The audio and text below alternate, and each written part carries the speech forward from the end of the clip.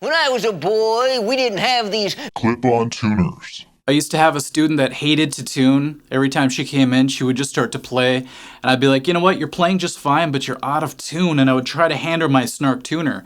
And she'd always kind of cop an attitude. She's like, fine. And I had to tell her that she was going to make me turn into that old guy who's going to tell her about the old days. And she's like, what do you mean? I'm like, well, we never used to have these clip-on tuners. These are kind of a luxury. Back when I first started, I had a pitch pipe and a tuning fork. And that's the way it was, and we liked it. And if you don't know what those are, a tuning fork is this little piece of metal that you used to smack against your leg or a table or something, and it would produce an A pitch.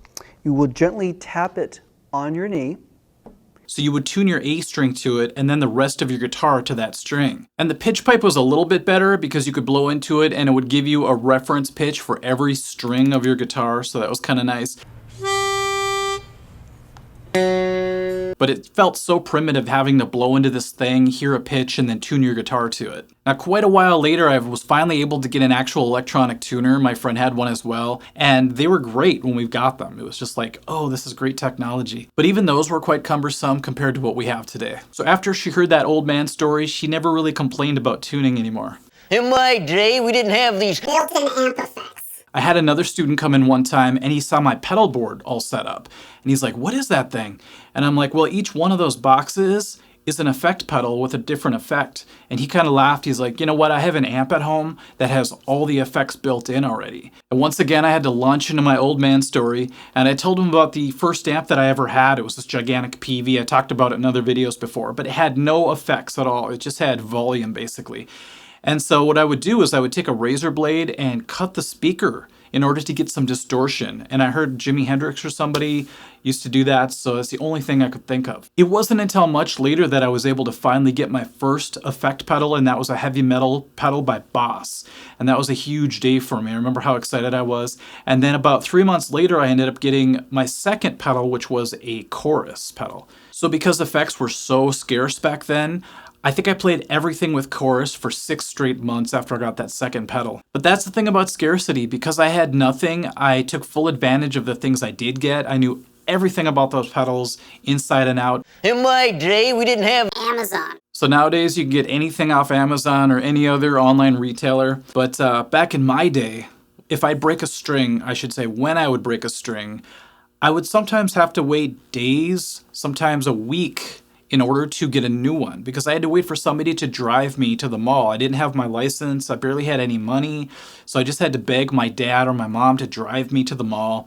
And then I would go to the local music store back then, Schmidt Music, and I would ask them for a single string. And they actually had a little box in the back where you could just buy one string at a time, and that's all I could really afford back then. And it was so funny because I took such great care of that string, bringing it home, trying to restring my guitar without messing it up, because if I did, I knew I would have to wait days, if not another week, to get another one. In my day, we didn't have Social media. Back in the day, we didn't have social media, so we couldn't connect with other musicians. So if you wanted to start a band, you had to do it organically, and that's why I had to start my first band with my best friend who played guitar.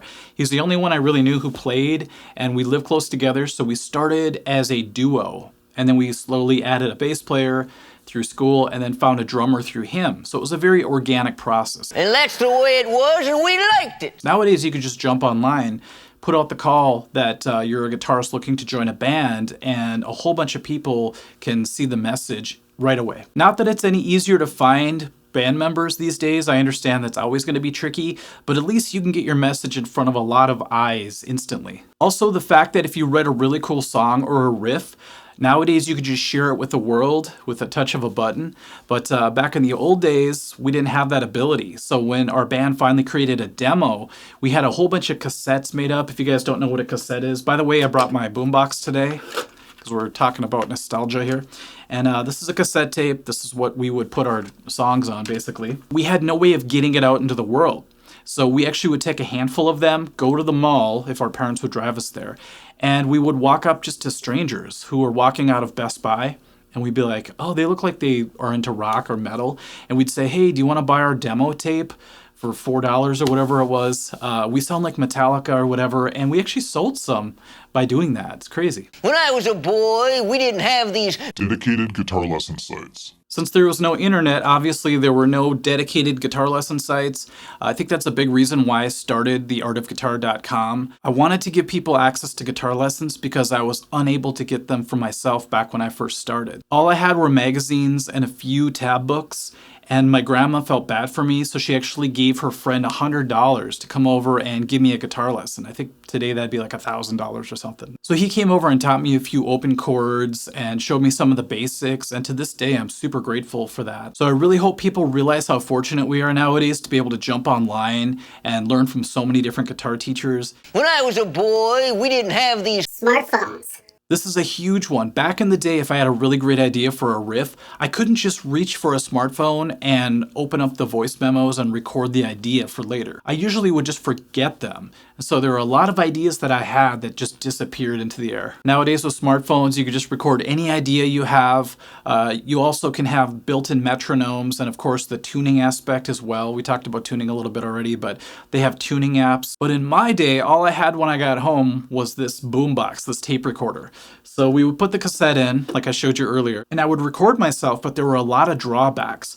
Cassette tapes back in the day would get eaten quite a bit, so you would be playing it, all of a sudden you would hear it go funny, and you'd pull it out, and the tape would pull out with it, and I wrecked a lot of cassettes in my day. So let's see if this thing still works. I actually went to the store and bought 6D batteries for this thing. It's been probably decades since I've had to buy 6D batteries. Just to clarify, I didn't buy 6D batteries, I bought 6D size batteries. Okay. So let's say I wanted just to record a riff that I've been working on back then, probably Fade to Black or something, and I'm going to try to play it the way I would have played back in the day. I'm a little out of tune because of course I didn't have a snark tuner, so I was a little bit out. Okay, so you have to hit record and play at the same time.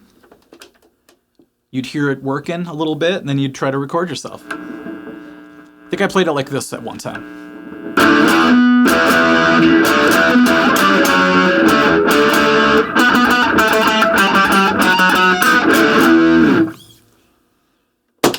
Let's hear how it sounds.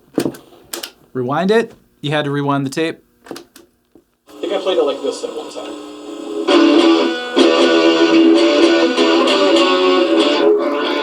Whoa. Did you hear that? It got all warbly. That would happen all the time. That means the tape is either about to get eaten or it got eaten.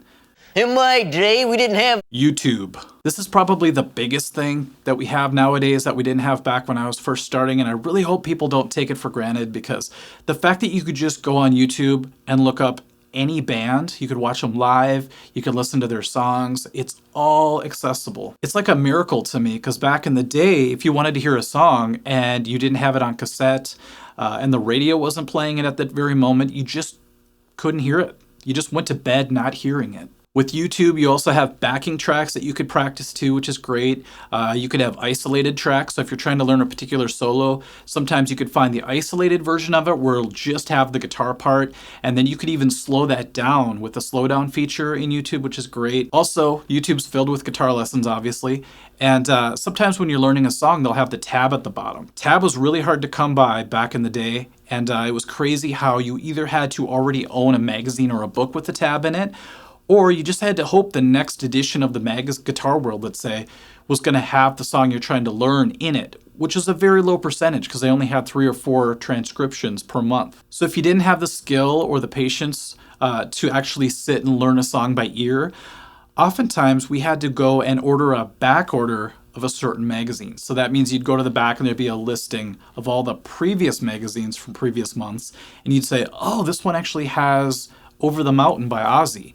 And you'd have to order it, you'd have to wait like 6 weeks. It was a nightmare. That's why I say I hope nobody takes it for granted that you could just jump on YouTube or on Songster or Ultimate Guitar and find tab to pretty much any song. Pretty accurate tab too most of the time, just instantly. All right, I hope that was fun for some of you to hear about the olden days and what it took to learn guitar back then. And if you've had the same experiences as me, or some of them even, or even if you're really young and you have no idea what I'm talking about through half this video and you're laughing at everything we had to go through, totally understand. That's what all my students would do. They would just kind of chuckle at my old man stories. But leave a comment and let me know what your experiences have been with some of these, and I'll look forward to reading them. All right, guys, we'll catch you later. Thanks. Bye. And that's the way it was, and we liked it.